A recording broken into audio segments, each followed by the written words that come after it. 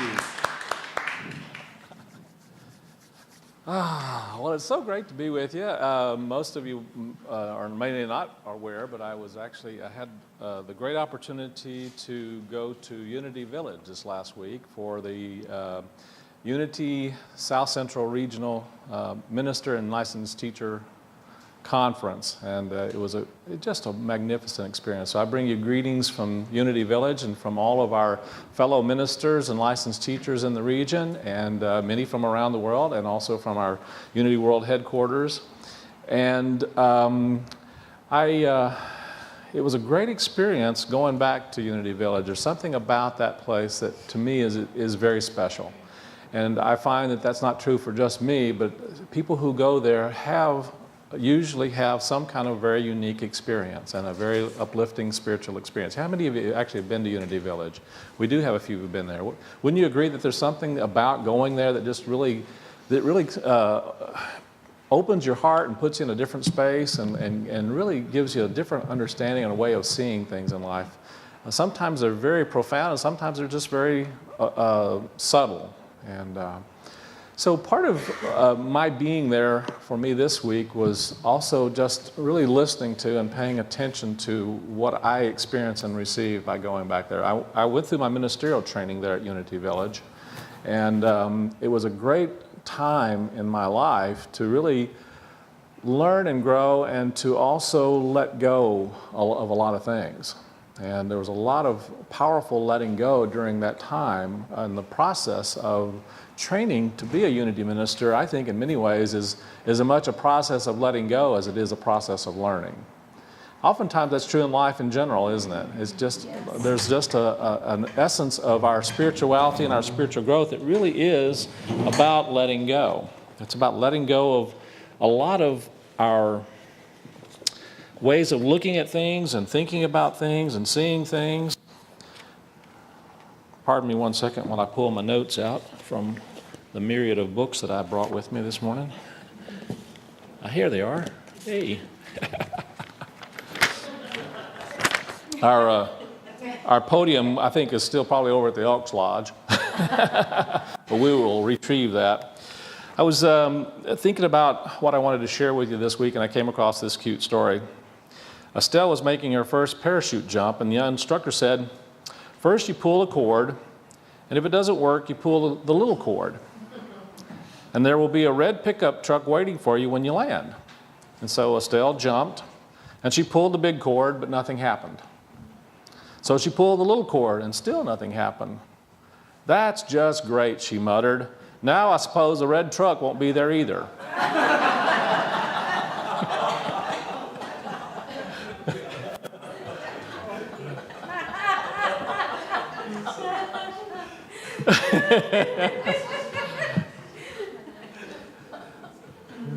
A lot of what I've been getting this last week is about the stories that we tell ourselves. And I just thought about this one, and I've told this one before, but I just love it because it's just about how we think. I mean, it's like, just my luck, right? You know, how many ever said to yourself, just my luck? Anybody ever said that? Just my luck. Yeah. And one of the things I am learning and helping myself remember and reminding others in my life is that whenever something really good happens, always remember to say, just my luck, right? It's so important for us to recognize that when we get into those kinds of inner dialogue, to recognize that we are participating in that creative process in life, aren't we? Had a good trip up to Unity Village and back. I did fly, and I flew from here on Southwest, and I flew from here to Dallas and then to Kansas City. It was a great flight, good experience. And then when I flew back, I flew from Kansas City to Chicago back here. And that was a good experience also. And one of the things that I came across was this Tom Wilson cartoon.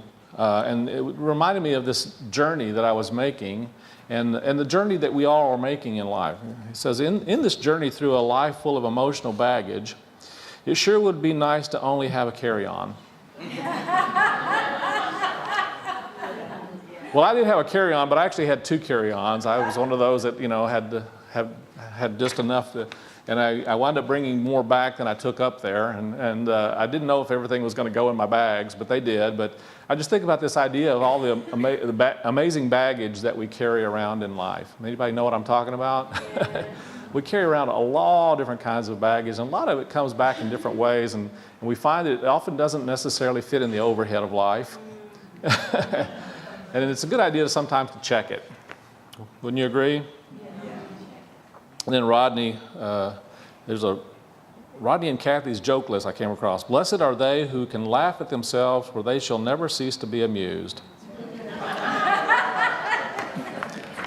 We had a great experience last night, and how many of you were there last night at our spiritual? We had quite a group last night, and it was, talk about fun. And one of the things that we watched was an excellent work called The Laughing Club of India. And it's a documentary about actual clubs in India, and I think there's actually quite a lot of them here in the United States now, and really the purpose of them is just simply to laugh. And so this morning we're going to participate a little bit in a little sacred ritual. And you guys ready for this? Yeah. Okay.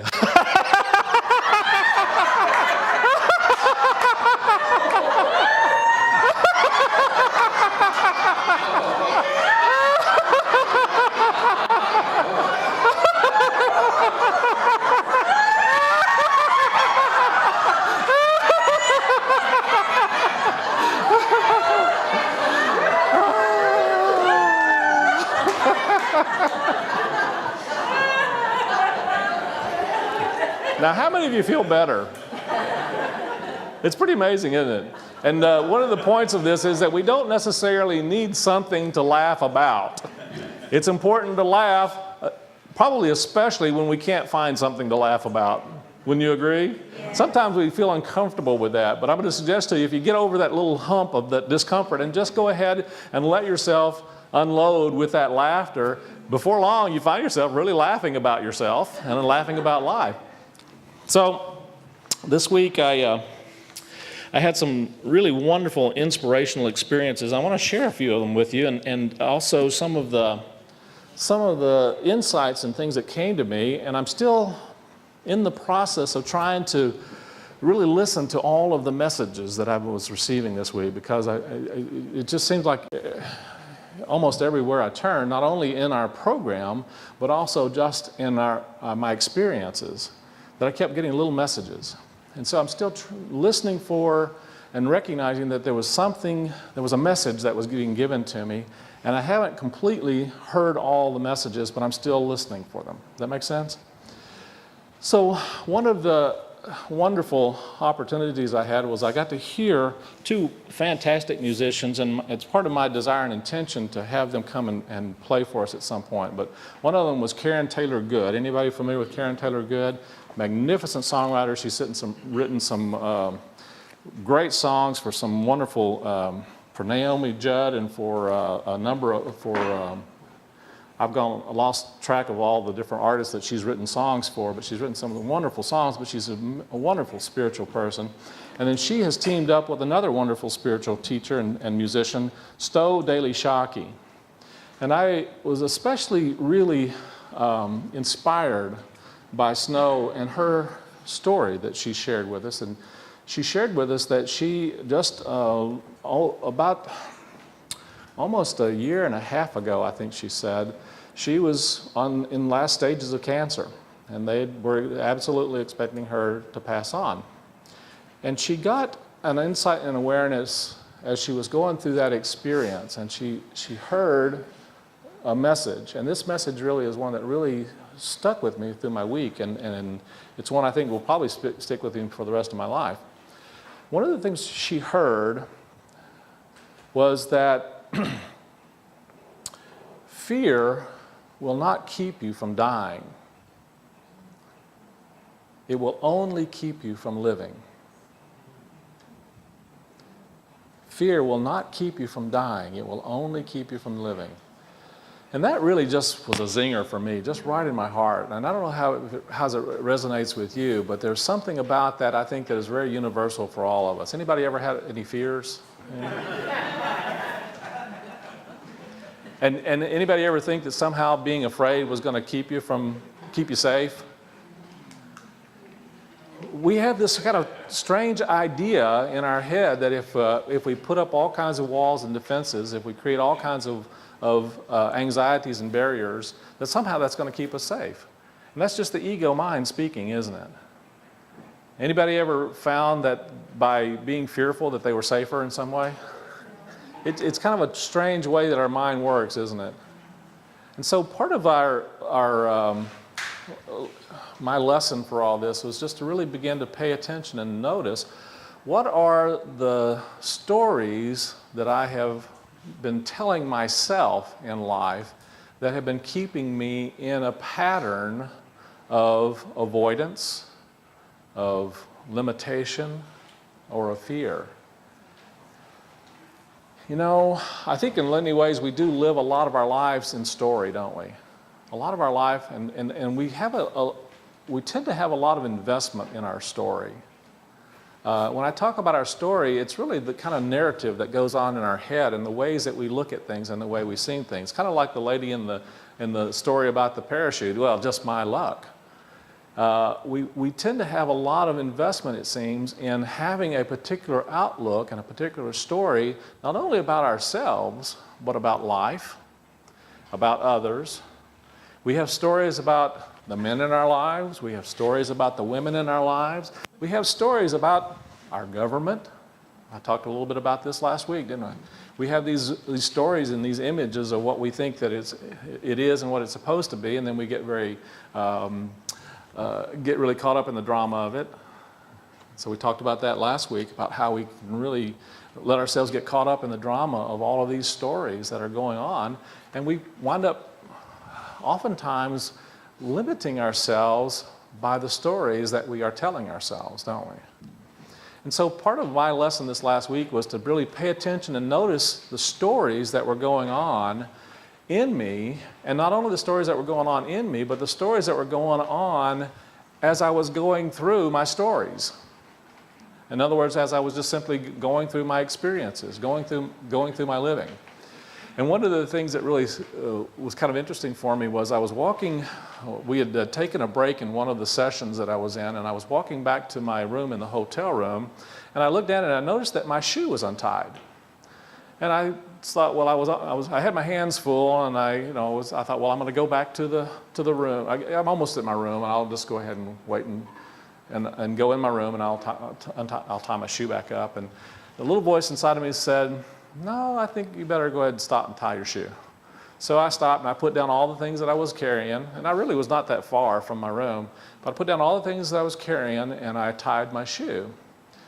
And this little voice inside of me was talking and saying, it's really important, to notice things like your shoe being untied, and pay attention and notice what might be going on around that. So, interestingly enough, I went back in the room, kind of refreshed up, and went back to the session.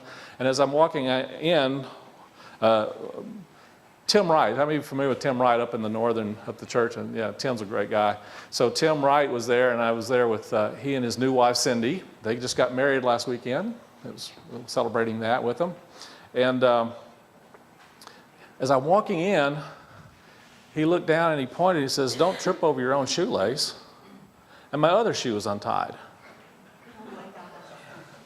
And I heard him say something that I think was really very profound for me. And I heard him say, "Don't trip over your own shoelaces." And I stopped and I went, wow, okay, pay attention here. There's something going on here. And I thought about that great metaphor of don't trip over your own shoelaces. Is that resonating with anybody? How often in life do we find ourselves tripping over our own shoelaces? Not necessarily physically, but metaphorically in the stories in our lives. We let things sometimes continue in our lives in a way that we just ignore, and then we find that they're just the kind of things that can trip us up in life. And so one of the themes and one of the lessons that I heard in some of the things that were being presented are, what are some things that we are tolerating in our lives? What are the things that we're continuing to allow in our lives that are not necessarily serving us anymore? What are some of the things what are some of the messages that we keep repeating and saying over and over again unconsciously that are really untied shoelaces, that are things that can trip us up, things that really can cause us challenges and difficulties in life, and that we're really not paying attention to, but they're very much there and very likely to be there to trip us up in some way. So I thought about that experience, and I thought about also just kind of the metaphysics of an untied shoelace. And I like to look at things metaphysically. When I look in Scripture, I look at things metaphysically and look at what some of the underlying meanings of those things might be. And one of the things that came to me is that usually in Scripture, when someone's talking about the shoes on your feet, the feet represent our understanding, standing under, right? That's what stands under us, is our feet. And that metaphysically, so feet tend to represent an understanding. And shoes also are part of that. What is our understanding?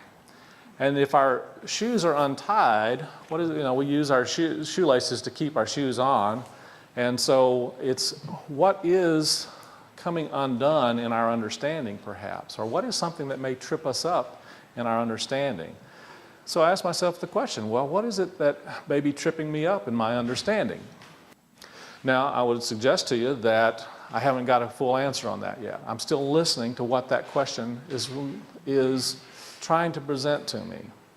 What is it that maybe is going on, that is happening around me in my life, my world, that really is in some way a reflection of the story that I'm telling myself about life, about my world, about what's going on, and how much of that is the fruit of my own inner dialogue, my own inner messages, my own images that I'm holding. See, we're created in the image and after the likeness of the divine, so we're always constantly creating, aren't we? And we're participating in an amazing opportunity, an amazing experience in life to really look at both what's going on in our life, but what's going on out here in the world that's coming from our own inner messages and our own inner dialogue. As I went through the week, I was kind of listening to and thinking about the messages that I've been receiving, and last week I shared with you that wonderful poem called Forgive the Dream from Hafiz. And so I was listening again, and I heard this one that really kind of stood out for me. We have not come here to take prisoners. We've not come here to take prisoners, but to surrender ever more deeply to freedom and joy. We've not come into this exquisite world to hold ourselves hostage from love. Run, my dear, from anything that may not strengthen your precious budding wings. Run like hell, my dear, from anyone likely to put a sharp knife into the sacred, tender vision of your beautiful heart. We have a duty to befriend those aspects of obedience that stand outside of our house and shout to our reason, oh please, come out and play. For we have not come here to take prisoners or to confine our wondrous spirits, but to experience ever and ever more deeply our divine courage, freedom, and light. We have not come here to take prisoners. When I thought about that, I wonder how often we find ourselves caught up and trapped in the prison of our own limited stories. When I think about limited stories, I'm reminded of the messages that we sometimes accept when we're growing up from outside of ourselves, sometimes from parents, sometimes from siblings, sometimes from school chums, sometimes from teachers, that somehow have placed in our awareness or our thinking a belief system that says, I can't. Anybody know any of those? Anybody remember any of those? How often are we really aware that we're really listening to these old stories? And that oftentimes when we hear that message of I can't, it really has nothing to do with our real nature, our true being. It has really nothing to do with the essence of who and what we are and what the possibilities and potentials in life are. And yet we listen to those stories and we follow along in the script and we go along with them, don't we? What are some of the I can'ts that you've been hearing in your life lately? Anybody got any? We all have them, don't we? And so to me, this has been a kind of an unfolding awareness of noticing and paying attention where I am actually showing up in my life as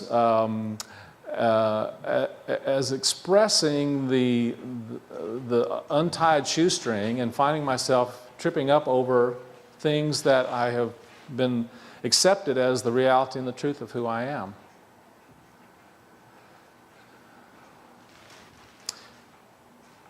Jesus said, "These things that I have done, ye shall do also, and even greater things." These things that I have done, ye shall do also, and even greater things. How many, when you hear that, hear a voice inside you that says, yes, I am an expression of the Christ? Or how many of us actually hear, oh, well, no, I really can't do that. I can't be that way. I'm just. Notice the difference in voices. Pay attention. Which one do you think really is your true nature? I think that's really what Jesus was trying to show us and to teach us. That we really have a nature that is intended to express in a way that is far beyond our own limited conceptions of who and what we think we are. And so our story really is a story that is made up in our own consciousness that sometimes will allow us to move into something that is magnificent and beautiful, but oftentimes is there that holds us back and keeps us from really experiencing the fullness of our possibilities and potential in life. Anybody resemble that remark? You know what I'm talking about? So I think our lesson this week is really just noticing and paying attention to how we are living out the stories that we've been accepted in our lives, and how are we going to then be more of the authors of a different story.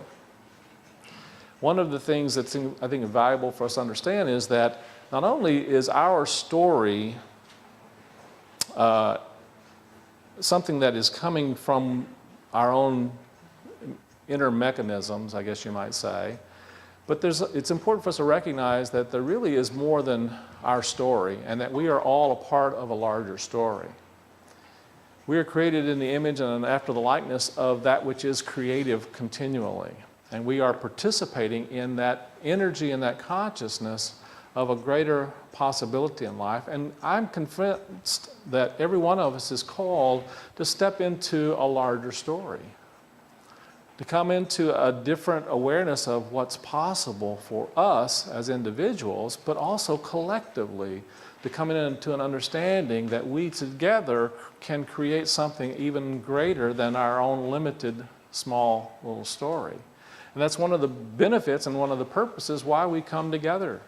It's one of the reasons why we hold each other up into that knowing of, I behold the Christ in you. Because it's easier sometimes for me to see the Christ in you than it is in me. Did you know that? And it's really, though, the real unfolding and growing happens when I really am able to recognize that divine nature within myself, because I can see it more clearly in you. And the more I can see it in you, the more I enhance and bring it forth within myself. Isn't that true? Yeah. So I wanted to share with you a little something here from Stowe, who is absolutely radiantly healthy, who is sharing her gifts and her talents well beyond what she ever thought possible. She's written some amazing songs that I hope to share with you sometime soon. I want to be able to share her presence with her, but she's written this amazing book called Flying High also. And I haven't read all of it, I've just read some excerpts of it, but I wanted to share just a little something that she said. Um,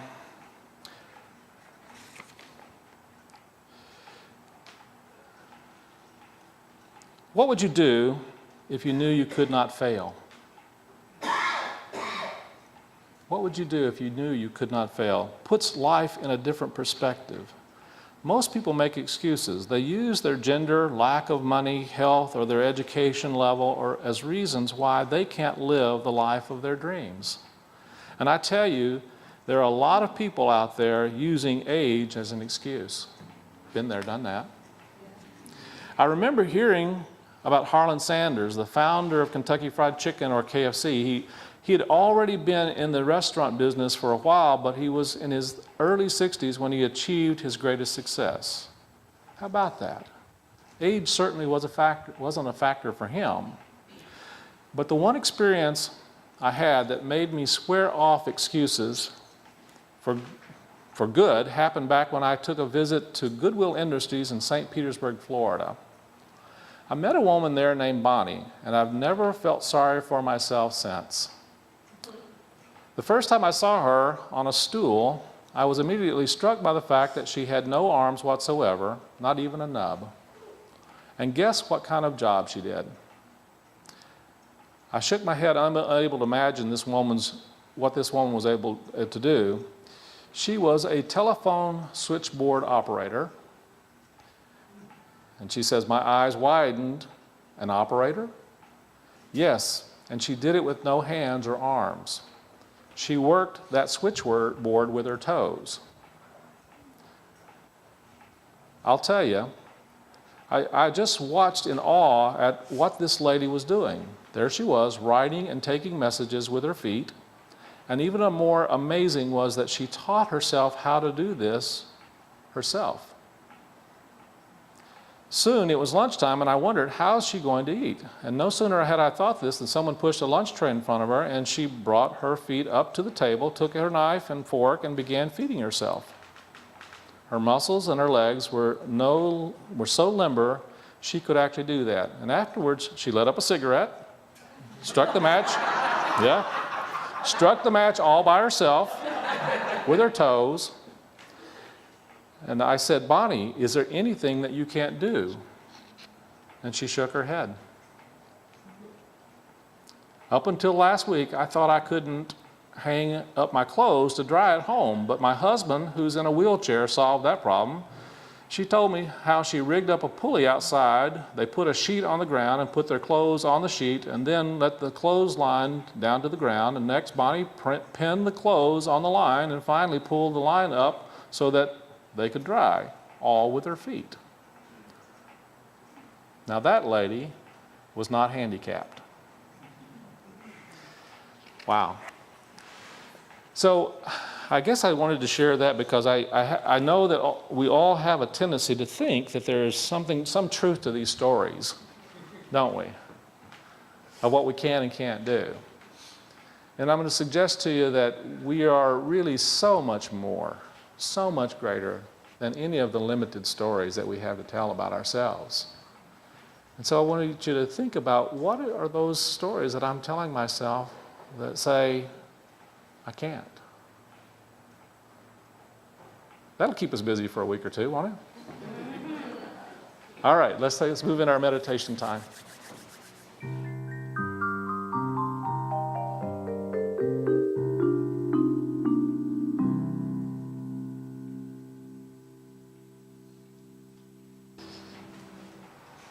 So take a nice deep breath.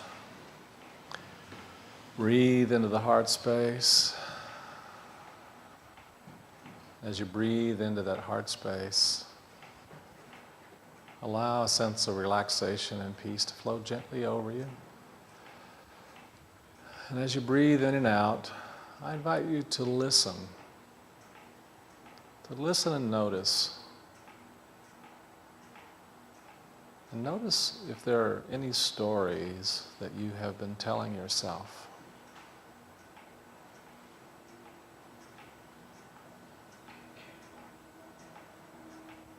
Stories of age, stories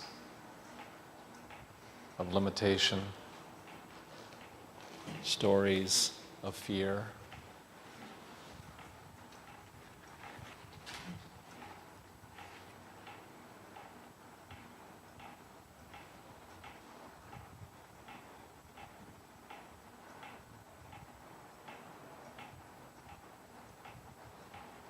Notice if there are any stories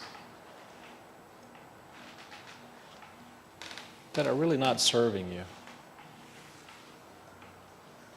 that are holding you back.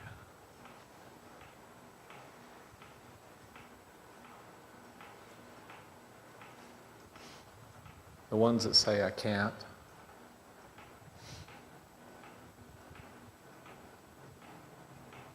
The ones that say, not enough.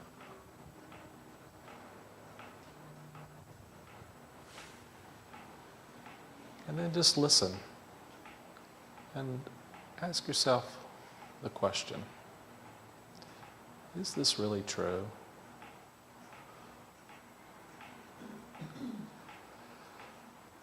Is this really true? Is this story the truth of my nature? Is this story the truth of my being?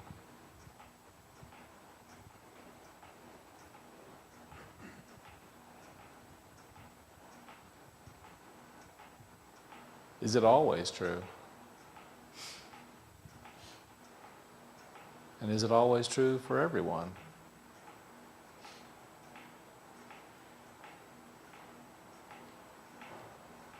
Or is it only true for me? Am I that special?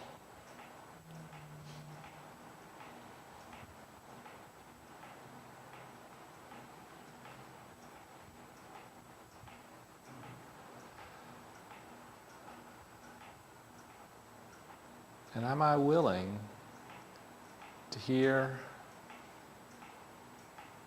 and tell a different story?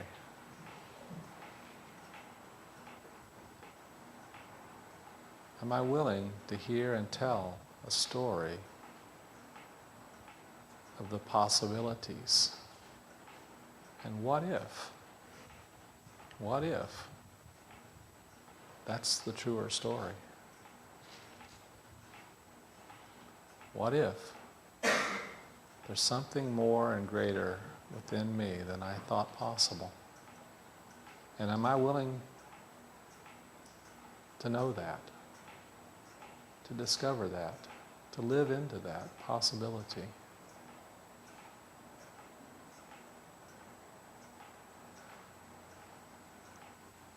The things that I have done, ye shall do also, and even greater things. Am I open to the possibility of experiencing and expressing greater knowing of spirit, of life, of light, of strength, of wholeness, of compassion?